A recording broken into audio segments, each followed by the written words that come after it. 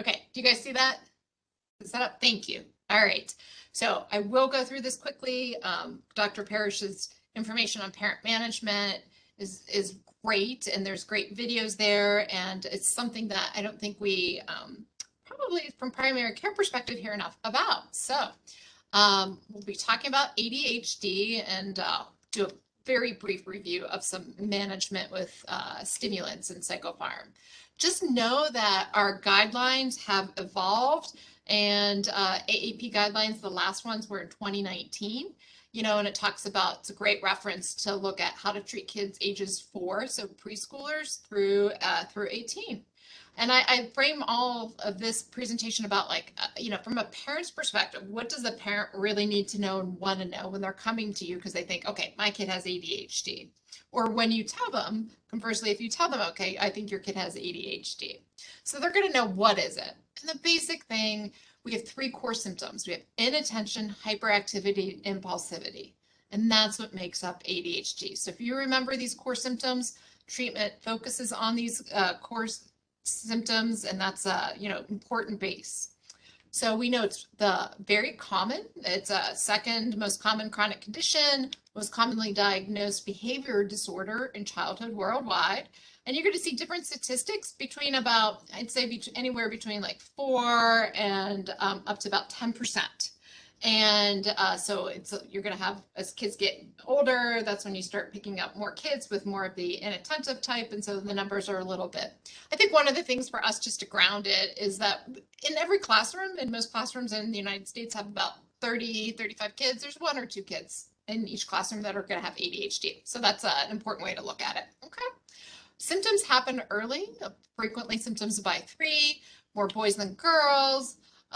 Girls typically will have more of an inattentive ADHD, but just always remember that.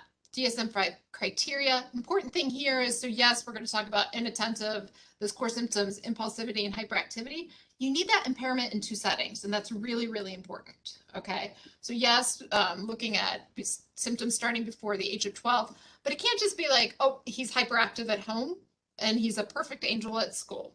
Then you want to be thinking about other things, okay? So not so much necessarily just you need ADHD, it's going to happen in different settings.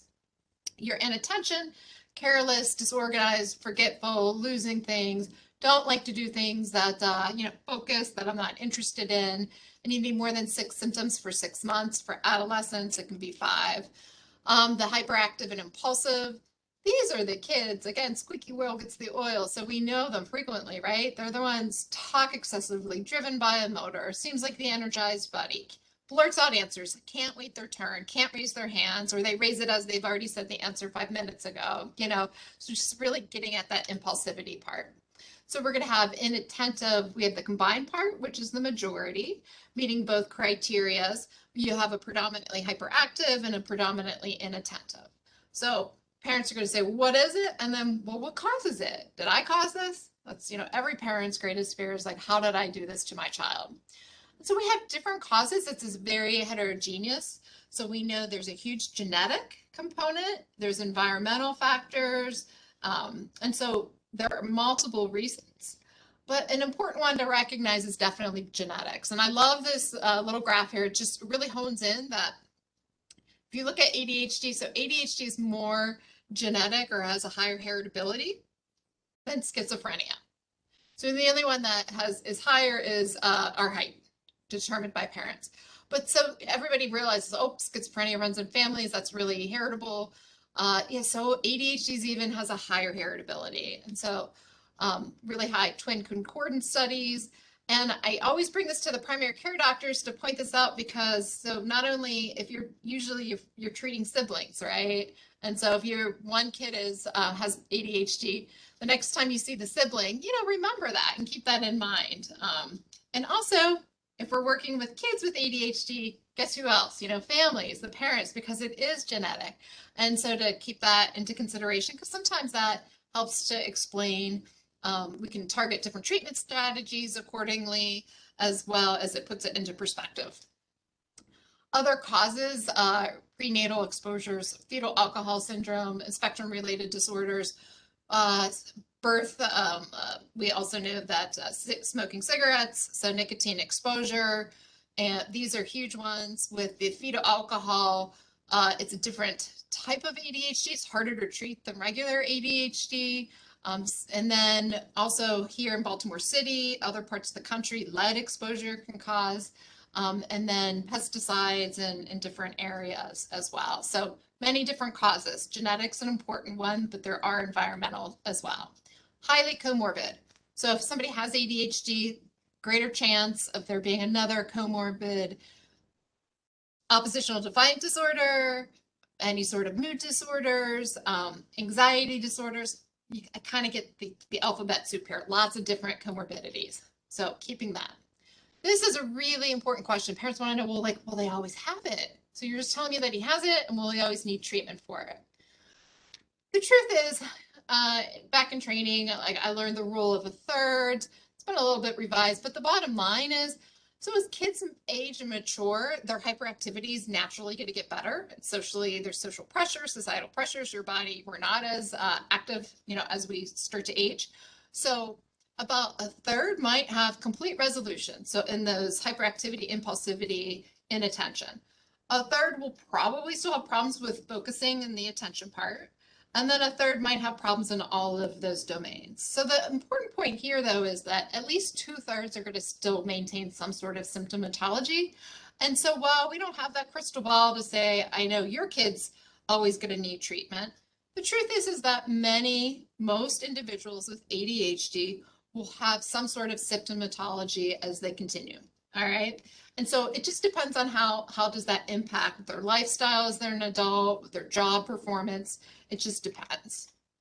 So we know that symptoms are more likely to persist the worse. So the increased severity of young symptoms, the more likely that symptoms will persist later on. That seems kind of to make sense. If you have a comorbid major depressive disorder or conduct disorder, symptoms are more likely to persist. And if there's any challenges with parental mental health problems, those symptoms are likely to persist as well. Persistence, though, of ADHD is not associated with their child's IQ, their socioeconomic status, parental education, or that parent-child relationship, which is from that case study is kind of interesting. I always like to show this one as well because it shows like we all know, we could think of the kids squirming and shooting out answers and getting out of their seat. What does that kind of look like if they still have symptoms in adulthood? And so maybe it's more like inefficiency at work, or they can't sit through meetings. Driving becomes a huge, that hyperactivity, impulsivity. We know that individuals with ADHD later on in life have higher rates of car accidents, untreated ADHD, I should say. So, they still might blurt out answers and interrupt others as they're talking or talk excessively. But this is just kind of a nice slide that you can review to see how symptoms change according to childhood to adulthood. It's a huge cost to our society. So if it's really important that we identify and treat early on, because if we can help kids have better academic success, they're going to have better self-esteem, less likely to get into a peer group that might be utilizing substances, more on track, so less likely to have legal problems. So the cost, if you don't have any of that stuff, is quite great. Now, how do you diagnose this? And you're going to diagnose it, no brain scan yet. I can't tell you how many families want to know, like, do a test, either a blood test or a brain test. Tell me if he has ADHD. It's still not a single test to diagnose it, no brain scan. We could talk a little bit more about how psych testing happens with it, but really it's a multifactorial diagnosis. It's a clinical diagnosis. You're going to get that history. You're going to get the symptoms. You're going to get the checklist from both the families and the school or another place to make sure that there's symptoms in both settings. You're going to put all that together and, see if they meet their DSM-5 criteria. In the continuous performance test, so in psych testing, it looks like they'll be putting images on the screen, and it's whether or not you can distract yourself. I don't know if you want to say anything else, Dr. Parrish. It's just not, my point here is really it's not necessary to diagnose ADHD. So all of that stuff together, good clinical assessment, history, education history, social history, and a timeline of the symptoms. That's really important too. If all of a sudden you've never had problems, the kid comes to you for their well care visit and you're hearing about problems in school, and that's really not like this kid. They've always had it. But then when you start asking more information, because the mother's like, oh, I think he has ADHD now. All of a sudden his school, I'm getting complaints. He's not paying attention. He's not focusing in the classroom. But then maybe you find out that there's been some issues. There's a divorce happening in the family, or there's some other sort of psychosocial stressor. So you got to take all of that together and put all these pieces of information to give the diagnosis. But then it's like less likely if you can identify acute stressors. We establish that by getting additional information. And this is the hard part, right? Because who brings the kid to you? The parent, the caregiver. But we do want to get additional information from the school setting. For younger kids, sometimes it can be even if kids like their preschool, if they're in a after or daycare settings. So sometimes it could be for coaches who know the kids really well in their sports. Two settings. Teachers are the easiest. I think most primary care physicians now use the Vanderbilt. It's free, easy access. It's nice that there's a parent one, there's a teacher one, there's subsequent versions to see the progress once you're treating ADHD. And in general, symptoms, can you diagnose ADHD? If you get all of that information on your first interview, sure. We just caution people that it can take a while to get this additional information in, so that you don't always want to make a really quick knee-jerk reaction. A kid who has ADHD can focus and concentrate on things that they want to focus and concentrate. So frequently families will say something like, I hear you say he has ADHD, but he can spend 9 hours on doing video games. Well, video games, besides that they hit dopamine receptors and are very rewarding, it's symptoms of ADHD are when kids don't want to, when it's something that is mentally taxing and they don't want to be doing, that's when you see it. So a lot of times we look to group settings. It's easy to engage a kid, and that's some of our accommodations that we recommend, to have one-on-one interactions. It's easier to focus and to concentrate. But in group settings, when there's more external distractions, you'll see ADHD symptoms present at a higher rate. So once you get all of your scales and you're establishing this diagnosis, one of the things I just caution, this was, sometimes you still hear people say that, like, well, I don't know if it's ADHD, but I'm going to go ahead and start a stimulant. And if you do better, then I know he has ADHD. Well, the truth is that's not how this works. I don't have ADHD. And if you gave me, a test right now, I would get my score, but if you gave me a stimulant before I took it, I'd probably be able to focus and concentrate at a little bit. It wouldn't be as mentally taxing for me. So anybody who takes a stimulant, it's going to help focus and concentrate. It's just the degree at which an individual who doesn't have ADHD that it impacts versus somebody who has ADHD. So maybe it'll help the symptoms for me. It would be like a 20% difference versus a kid who has ADHD. It's significant. It's really helping that area in their brain focus and concentrate, and it's at a much higher rate. So you can't just say, like, give them a stimulant. If they do better, meaning they have decreased core symptoms, then we know they have ADHD. Not necessarily, right? So you want to take all that information in. Differential diagnosis is great, making sure looking at all the comorbidities, as well as looking at the mood, anxiety. For preschoolers especially, there are some kids who just have a little bit of a higher activity level, and that's important to remember and to take all these things into consideration. So families want to know, okay, what is it? How do you diagnose it? And will they always have it? And then how do you treat it? And do I always have to use medications? And so our key components are medication and behavioral therapy approaches and educational support. So we'll be hitting, Dr. Parrish will be talking about parent management here in a second, but these are the three kind of core domains. We know stimulants work, and they work really well. The effect size between 0.7, 0.8, 0.9, and they're that one slide that I had for depression, they've been around for over 50 years, and they're really well tolerated. and generally small amount of side effects. There are non-stimulants outside of the scope of this presentation, but there are some other medications that don't work quite as well, but sometimes we need to use them if we for various clinical situations. So for symptoms of ADHD, get back to that inattention, hyperactivity, impulsivity. If you treat those and you treat those with stimulants, it also can impact then and help with adherence, aggression, social interactions. So if I am actually able to hear a command and pay attention and hear what somebody's saying, then I'm more likely to be adherent to that, right? So it's not like a stimulant's actually making me a better list, helping with being less oppositional, but it's helping treat those core symptoms, which then enable us to go ahead and have better adherence to commands or for aggression. So stimulants are evidence-based treatment for aggression. Why?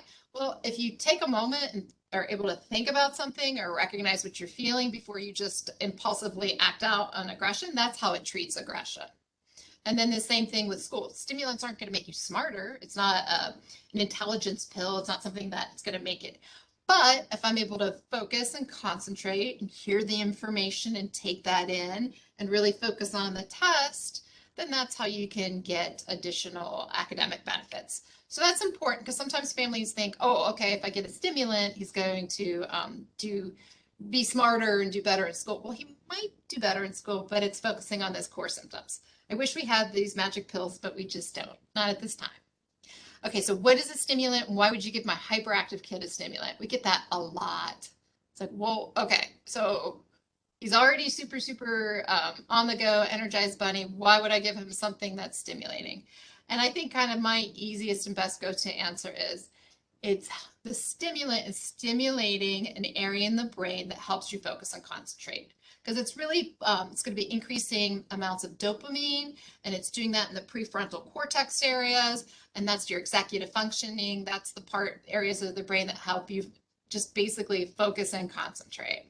And so that's, families seem to understand that phrase. They like that. It makes sense, and it's really what is happening. So two choices, two medications classes. We have amphetamine-based and methylphenidate preps. We have long-acting of both, long-acting being 8 hours, 10 hours, 12 hours, and then short-acting ones being like 2-3 hours. So that's for both. When you go to start a medication, you don't say one's better than the other, we have this study that says I should only start with amphetamines. There's really, it's basically kind of a preference, both through the families and sometimes the age. We do what we call a forced dose titration. So I don't do it completely weight-based. You would start, if I know I'm going to start at Concerta, I'd start at Concerta 18, and I would increase because 18 is the lowest dose it has, and I'd increase until we get to effect or to side effects. So maybe at 18, we do our repeat Vanderbilts. We don't see much change. And so then we go to 36 and like, oh, perfect. We see a great symptom control. And so that's how we tend to do it. You can do some weight-based. My caution there is that you can overshoot it. So I weigh X amount of pounds, but that doesn't necessarily mean if you figured out what I should be getting Concerta, you could definitely overshoot it. And there's nothing worse than getting side effects up front when you're starting a medication. And so that's why we've really moved to the forced dose titration. As I mentioned, effect size is huge, right? So let's just say we start with an amphetamine-based and we titrate to effect or to side effect. 70% of people will have a first response to the to either class, the amphetamine or the methylphenidate. And if they don't, when you switch classes, you're going to pick up another 15%. And so that part, and then you titrate. And then at that point, as a primary doctor, if you started with Concerta, it didn't work, then you went to Adderall, and it hasn't worked, that's when you call BHIPP or you refer out. This is a great free medication guide. I think it's the best one. They update it every year, so please go back and look at it. It gives the typical doses, pictures of the pills. It breaks it down into both. On one side is methylphenidate and the other side is amphetamine, and it's great. please refer back to our slides later, and these are just breaking out the longer acting ones. In each long acting one, there's a short acting amount and then a delayed reaction amount. And so this just gives you the different breakdown of what that's like for the different extended release options. And last thing, and then I'm going to give this over. It's important that we match kind of what are the needs of the family and the patient. So that helps determine what type of medication. So for preschoolers, we know we have the PAT study, the preschool ADHD study.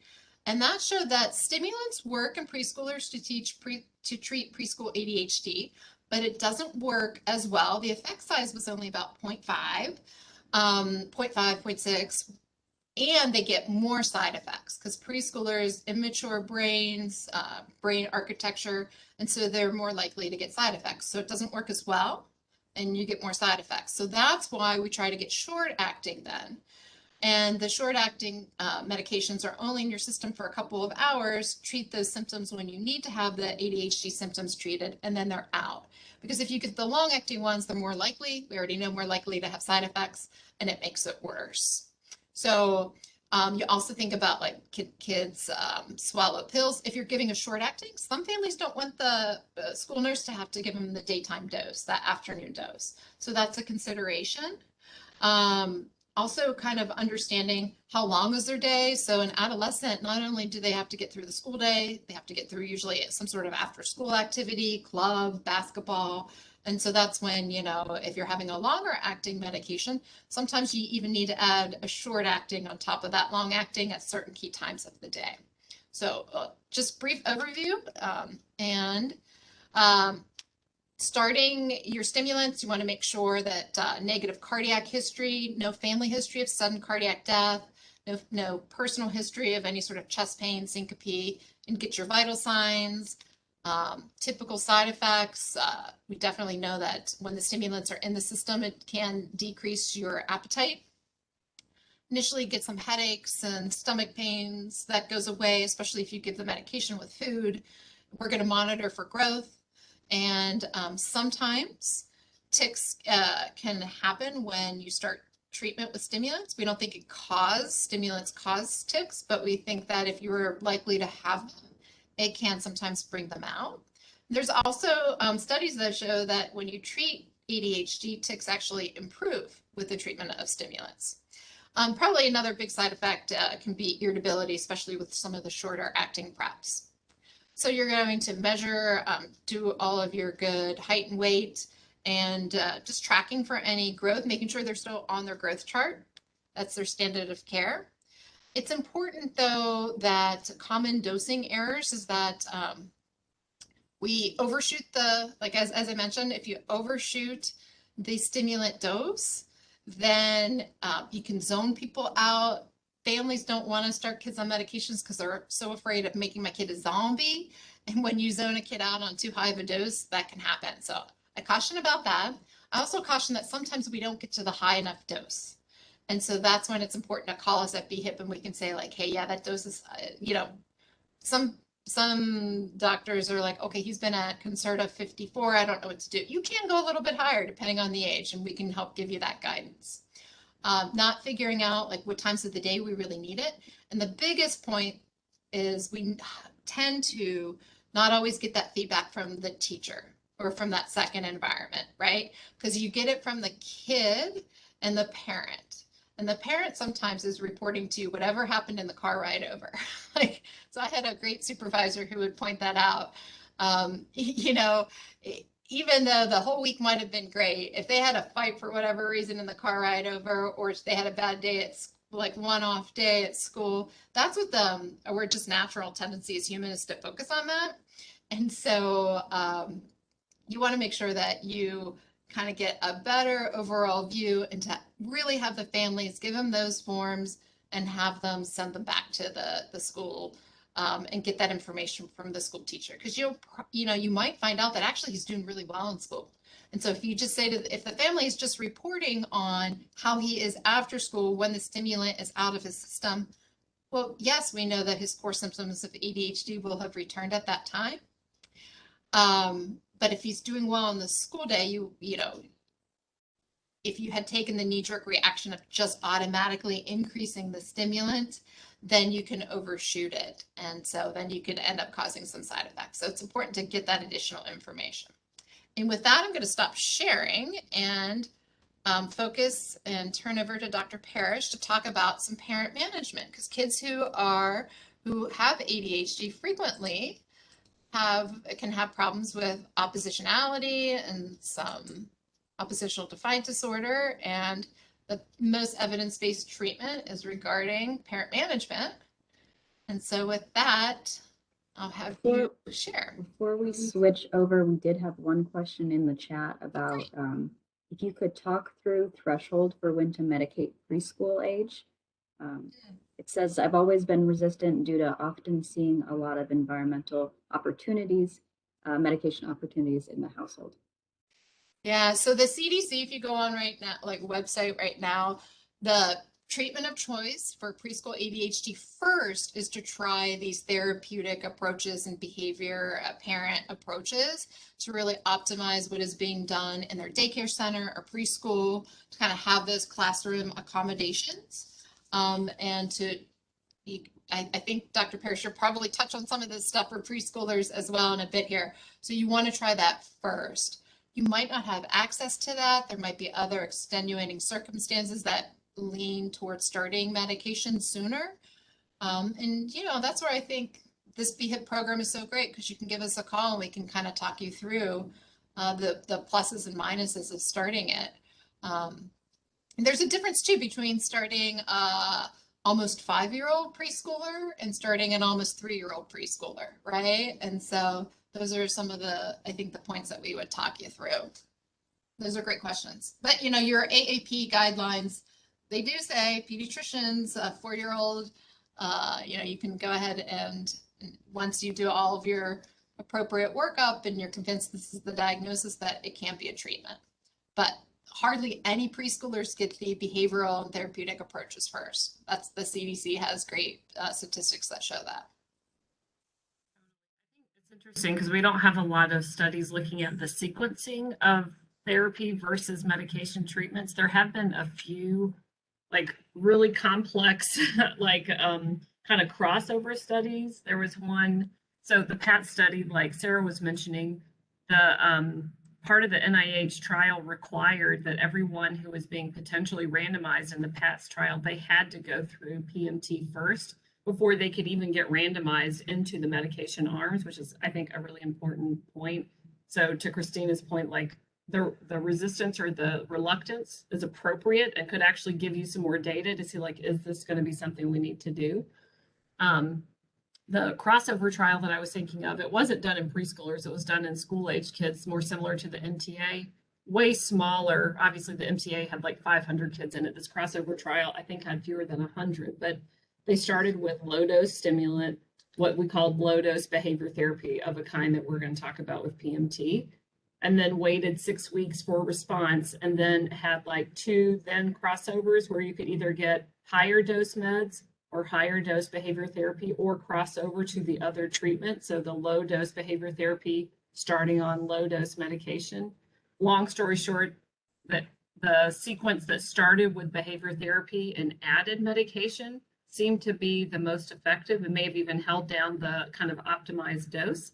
And I think to Sarah's point too about like the AAP CDC guidelines for preschoolers in particular, if the pediatrician or the clinician is thinking that there's a strong kind of modifiable environmental component, then you don't hurt anything by starting with the behavior therapy first, and you may actually gain the opportunity to give insight to the family through their direct experience that they do have more influence over things than they might have expected. Not that it's anyone's fault or that it doesn't mean that someone doesn't have a condition. I'm not saying that, but when you have these 2 effective components, sometimes when we start with one, it may inadvertently lead the family to not appreciate how effective the other one